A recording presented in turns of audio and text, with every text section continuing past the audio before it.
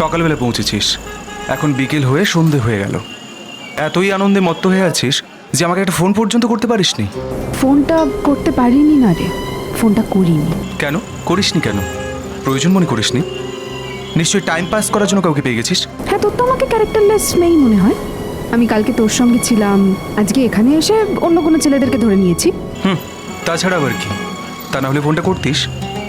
কলকাতায় যখন থাকিস তখন যদি আমি একটু ফোন করতে দেরি করে ফেলি তাহলে তো হাজারটা প্রশ্ন করে আমার মাথা খেয়ে ফেলিস। আমাদের কলেজে রুষার দিকে আমি কেন বেশি তাকালাম, তার মানে রুষার সঙ্গেই আমি কি বলিস না? ঠিক আছে, আর বলবো না। ফোনটা করিসনি কেন শুনি? সেটা তুই তোর মাকে জিজ্ঞেস কর। মাকে? হ্যাঁ, তোর মাকে জিজ্ঞেস কর, আমাকে জিজ্ঞেস করিস না। আমার মা তোকে ফোন করেছিল?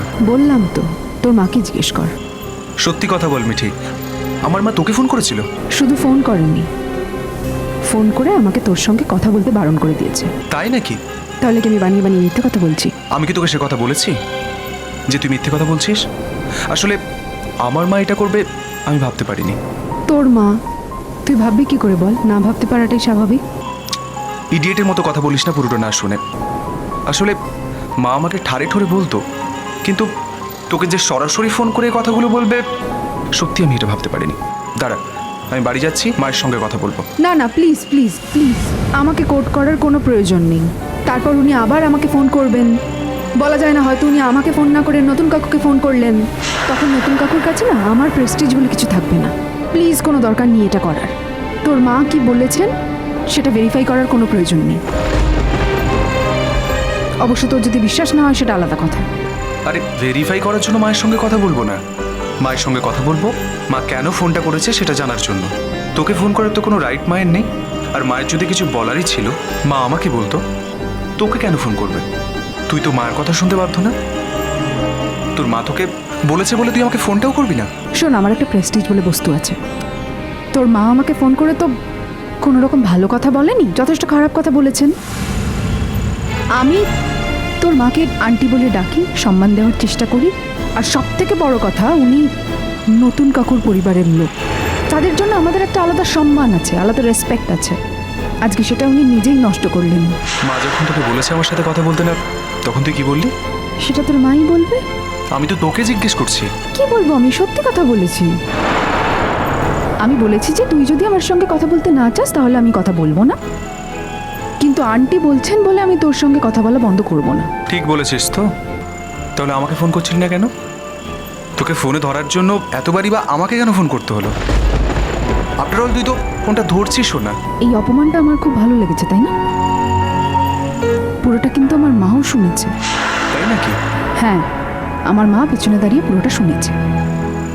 আর মা আমাকে এটা বলে দিয়েছে যে উনি যখন চান না যে ওনার ছেলের সঙ্গে তুমি বন্ধুত্ব রাখো, কথা বলো, তখন তুমি ওনার ছেলের সঙ্গে বন্ধুত্ব রেখো না, কথা বলো না। তুই কি তাই ঠিক করেছিস নাকি? তাছাড়া আর কি করবো বল? এই সম্পর্কটা থাকবে না রে প্লুটো। উনি কোনোদিন এই সম্পর্কটা মানবেন না। প্লিজ মিঠি, এভাবে বলিস না। সত্যি আমার মন খারাপ হয়ে যায়। মন খারাপ হওয়ার তো কিছু নেই। আমার মন বলে, জানিস তো, তোর একদিন তোর মায়ের সাথে দেখা মেয়ের সঙ্গেই বিয়ে হবে। আমাদের এই সম্পর্কটা আর বেশি দিন থাকবে না। তুই তো সব জেনে গেছিস। এবার একটা তোতা পাখি নিয়ে রাস্তায় বসে পড়, দেখবি ভালো প্রসার হবে। যা সত্যি আমি সেটা বলছি। আর একদিন যখন ওই দিনটা আসবে তখন আমি নিজে তোকে মনে করিয়ে দেবো, দেখিস যে আমি সত্যি বলেছিলাম। সোজা কথা বলতো, তুই কি আমাকে ছেড়ে দিতে চাইছিস? ইডিয়েটের মতো কথা বলিস না। তুই কি বাড়ির সব লোককে চটিয়ে আমার সঙ্গে সম্পর্কটা বজায় রাখতে পারবি? সবাইকে খুশি করতে পারবো এই পৃথিবীতে এমন তো কোনো দাবি আমি করিনি। আর আমার নিজেরও তো একটা জীবন আছে, নিজের পছন্দ আছে। হ্যাঁ, মায়ের এই পছন্দতে আপত্তি, পছন্দ নাই বা হতে পারে, তার মানে তো এটা নয় যে আমার কিছু পছন্দ করার স্বাধীনতা থাকবে না। আর অনেক কিছু মারও তো আমার ভালো লাগে না। আমি মাকে বলি তুমি সেই স্বভাবগুলো থেকে বেরিয়ে আসো, বলি না তো। তাহলে ইডিয়েটের মতো কাঁদিস না প্লিজ। শুধু শুধু খানিকটা সময় নষ্ট করলি তো। ফোনে কত কথা বলতে পারতাম বলতো। কাঁদিস না প্লিজ। I love you. দেখ, আমি রাখছি এখন। কি বলছিস তো এসব? আসলে অনেক রকম নিয়ম আছে, উনি তো বাইরে খান না, এই রকমই প্রত্যেক দিন চলে। মাসি নিজে খই দুধ খান আর মাসির বৌমাও খই দুধ খান। মাসি এবং মাসির বৌমার জন্য বাড়িতে একরকম নিয়ম, আর বাকি সবাইকার জন্য অন্যরকম নিয়ম। এসব কি করেছিস কমলিনী? তুই তো কোনোদিনই এরকম মেয়ে ছিলিস না। হ্যাঁ, হয়তো এখনকার মেয়েদের মতন স্মার্ট ছিলাম না আমরা, কিন্তু আমাদের কলেজ জীবনে আমাদের মতন করে তো আমরা স্মার্ট ছিলাম রে। কত কিছুর মধ্যে দিয়ে আমরা বড় হয়েছি, কিন্তু তুই তুই এত সংস্কারের মধ্যে কিভাবে কি করে নিজেকে ঢুকিয়ে দিলি বলতো? আরে এর মধ্যে সংস্কারের কি আছে? আসলে কি জানেন তো, মাসি নিয়ম কানুনের ব্যাপারে একটু কড়া, খুব স্ট্রিক্ট। আসলে উনি বিশ্বাস করেন ওনার জীবনে তো একটা অঘটন ঘটে গেছে, তাই খুব সাবধানে থাকতে হবে যাতে আবার ওই রকম অঘটন না ঘটে। তাই এই নিয়ম কানুন নিজের উপরে যেমন চাপিয়ে দিয়েছেন, তেমন আপনার বন্ধুর উপরেও। থাক না নতুন ঠাকুরপো, আমার তো কোনো অসুবিধে হয় না। অসুবিধার কথা তুমি বলো না বৌঠান, সুবিধে অসুবিধে বোঝার মানসিকতা কি তোমার আছে?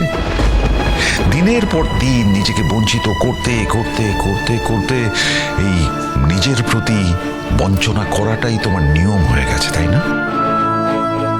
ম্যাডাম, শরীর টরীর ঠিক রাখতে হবে তো নাকি? আরে আমি একদম ফিট, জিজ্ঞেস করুন না, আমার সেরকম শরীর টরীর খারাপ হয় না। কিন্তু ঠিক আছে, দেখছি আপনি যা খান, যাতে আপনি কমফোর্টেবল, আমি তাই আনবো আপনার জন্য। আপনাকে কিন্তু না খাইয়ে আমি ছাড়ছি না ম্যাডাম, এই বলে দিলাম। এই না না, একদম এসব করবেন না। আসলে মা না ওদিকে গেস্ট হাউসে না খেয়ে থাকবেন।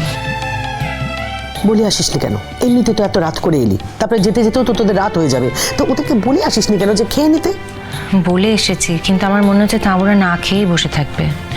তাছাড়া সঙ্গে বাবা মাও এসেছে না, অতগুলো বয়স্ক মানুষ, বল সবাই অপেক্ষা করে থাকবে। ফোন করে বলে দে।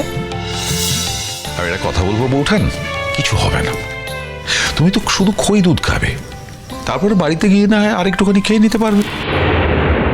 এই, তুমি অর্ডার করো না, কাউকে একটু আনিয়ে দিতে বলো না। এখানে তো একটা ভালো মিষ্টির দোকান আছে, সেখান থেকে একটু মিষ্টি আনিয়ে দিতে বলো। আমি দেখছি দাও। না না, আমি মিষ্টি টিষ্টি খাবো না। এই শোন, আমি তোর নিরামিষের মধ্যেই খাচ্ছি, আর তার মধ্যে তোকে আমি যা যা দেবো তুই সব খাবি। এই সমানে খাওয়া খাওয়া করছিস কেন রে? ভেবেছিলাম কত অন্য গল্প করব, তা নয় সমানে। তুই তুই তোর জীবনটা এভাবে কাটিয়ে দিলি কেন রে? মানে তোর তোর হাজবেন্ড তো তোদের ছেড়ে অনেক দিন আগে চলে গেছে, তখন তো বাচ্চাগুলো সব ছোট ছোট ছিল। তারপর আর নতুন করে আর কিছু ভাবতে পারলি না কেন? কি ভাববো নতুন করে? আচ্ছা, আপনিও তো শুনলাম বিয়ে টিয়ে করেননি, তাই না স্বতন্ত্র বাবু? না না, আসলে নিজেকে আর ওসবের মধ্যে জড়াইনি। এই মানুষটা তো আমাদের জন্যই নিজের জীবনটা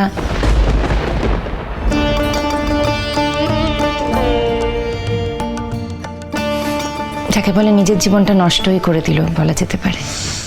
সেই যে ওদেশ থেকে এদেশে ফিরলো, তোদের বললাম না তখনই দুর্ঘটনাটা ঘটেছিল। তখন আমরা ভীষণ অসহায়।